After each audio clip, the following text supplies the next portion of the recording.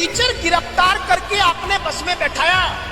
ये भारत का संविधान पढ़ाता है क्लास में और बच्चे से कहता है कि आर्टिकल नंबर 19 संविधान का अनुच्छेद 19 आपको यह अनुमति देता है कि आप इस देश में कहीं एकत्रित हो सकते हैं। आपने संविधान 19 को, संविधान के आर्टिकल 19 को वहां पर खत्म करके टीचर को घसीट करके बस में डाल दिया। कल ये टीचर क्लास में कैसे कहेगा कि आर्टिकल नंबर 19 और इस देश में संविधान लागू है? कैसे ये टीचर संविधान पढ़ाएगा? भारत में स्कैम्स होना एक बहुत आम बात हो गई है। यूपीए का एक दौर था जब स्कैम्स की लड़ी लग गई थी, फिर चाहे वो टूटी स्कैम हो, कोलगेट स्कैम हो, वॉफर स्कैम हो, कॉमनवेल्थ स्कैम हो, ऐसे तमाम स्कैम, कम से कम 10-12 स्कैम इस दौर में हुए। लेकिन देश का दुर्भाग्य ये है, जब शिक्षा के इंस्टीट्यूशन में, शिक्षा में स्कैम होता है तो वो देश के भविष्य को बर्बाद करता है। एक ऐसा ही स्कैम इस वक्त देश में चल रहा है, एसएससी का स्कैम, एसएससी एग्जाम का। लेकिन आपको बता दें कि ये स्कैम अभी नया नहीं, रिपोर्ट के मुताबिक ये 2016 से स्कैम चलता आ रहा है। तो आज इस वीडियो में हम आपको बताते हैं कि ये एसएससी का स्कैम है क्या, क्यों इस वक्त दिल्ली चलो का जो आंदोलन है वो चल रहा है, स्टूडेंट्स और शिक्षक एक साथ दिल्ली में जंतर मंतर पर सड़क पर उतरे। शुरू करने से पहले उससे आपको बता दें कि एसएससी है क्या। तो एसएससी एक ऑर्गेनाइजेशन है जो सरकारी दफ्तरों में, मिनिस्ट्री हो गई, सरकारी दफ्तर हो गए, उसमें लोगों की स्टाफ की रिक्रूटमेंट करता है या लोगों को हायर करता है। उसी के लिए ये एग्जाम होता है और एसएससी एग्जाम में ये एसएससी बॉडी है जो इस चीज को, रिक्रूटमेंट की कंट्रोलिंग करती है। अब जाहिर सी बात है, कोई भी संस्था अगर एग्जाम कंडक्ट करा रही है तो उसकी पारदर्शिता, उसकी ट्रांसपेरेंसी बहुत जरूरी होती है। सिलेक्शन प्रोसेस में एग्जाम के ड्यूरिंग जो प्रोसेस होता है और exam post exam selection process जो होता है, इन सारे चीज़ों में ट्रांसपेरेंसी बहुत ज़रूरी होती है। लेकिन दुर्भाग्य की बात यह है कि एसएससी यही ट्रांसपेरेंसी नहीं दिखा पा रही है। आपको बताते हैं कि अब मुद्दा है क्या।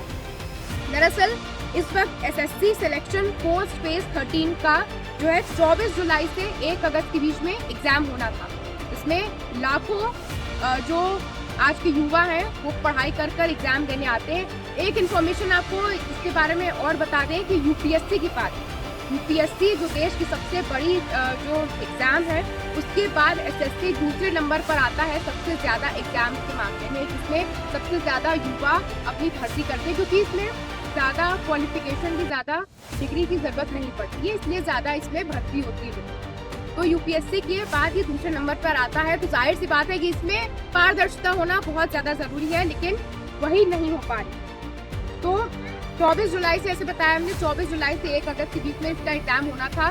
लाखों युवा अपने अलग अलग शहरों से इसका एग्जाम लेने एग्जाम सेंटर पर पहुंचे।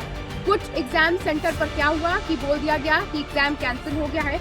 कुछ सेंटर पर तकनीकी ग्लिच का बहाना दे दिया गया, कुछ सेंटर पर माउस काम नहीं कर रहे थे तो युवकों ने माउस भी तोड़ दिए, कुछ सेंटर पर कुछ अलग प्रॉब्लम आ गई, कहीं पर कंप्यूटर काम नहीं कर रहा है। तो ओवरऑल देखा जाए तो इसका मिसमैनेजमेंट इतना ज़्यादा हुआ कि इतने सारे प्रॉब्लम्स को इकट्ठा कर कर स्टूडेंट्स परेशान हो गए और दिल्ली चलो का आंदोलन शुरू हो गया। और जंतर मंतर पे ना ही सिर्फ स्टूडेंट, जो ऑनलाइन टीचर्स होते हैं, अगर आपने वीडियो देखा होगा, नीतू मैम हो गई और जो ऑनलाइन शिक्षक हैं वो भी स्टूडेंट्स के साथ सड़क पर उतर आए ये प्रोटेस्ट करने के लिए सरकार के खिलाफ कि आखिर कब तक इस देश में शिक्षा के साथ खिलवाड़ होता रहेगा। अभी कुछ साल पहले नीट का भी स्कैम हुआ था, जिसमें जो नंबर हैं लोगों के, बच्चों के, वो पारदर्शिता नहीं। प्रॉब्लम यही आती है कि कोई भी एग्जाम इस देश में हो रहा है उसमें ट्रांसपेरेंसी बहुत ज़्यादा लैक कर रही है और ये देश के भविष्य पे सवाल उठाता है कि सारे बच्चे मेहनत करके, कितनी मेहनत से उनके पास पैसे नहीं होते हैं, कितने माँ बाप लोन लेकर अपने बच्चों को पढ़ाते हैं और फिर जब बच्चा इतनी मेहनत करके एग्जाम सेंटर पर पहुँचे उसका एग्जाम देने के लिए, अपनी नौकरी पाने के लिए, तो उस युवा को ये बोल दिया जाता है कि आपका एग्जाम कैंसिल हो गया है और आप वापस जा सकते हैं और अगले साल आप फिर आ सकते हैं। सोचिए उस बच्चे पर क्या बीती होगी, इसने साल भर मेहनत की और जब एग्जाम देने पहुंचा तो उसको ये हवाला दे दिया गया कि आपका एग्जाम कैंसिल कर दिया गया। सरकार से हमारा सवाल ये है कि शिक्षा में आप ट्रांसपेरेंसी कब लाएंगे?